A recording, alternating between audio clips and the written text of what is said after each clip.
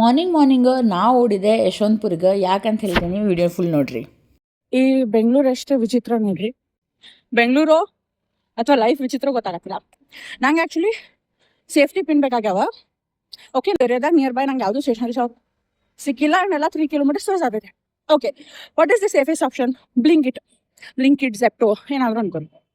ಅದ್ರೊಳಗೆ ಒಂದು ಪಿನ್ನಿನ ಗುಂಚ 38 ರೂಪೀಸ್ ಐತಿ. ಎಷ್ಟು ರೂಪಾಯಿ? 38 ರೂಪಾಯಿ ಐತಿ. ಹಂಗೆ ನೋಡಿದ್ರೆ ಹುಬ್ಳ್ಯಾಗ 10 ರೂಪಾಯಿ 3 ಗುಂಚ್ ಸಿಗ್ತಾವ. ಓಕೆ, 38 ರೂಪಾಯಿ.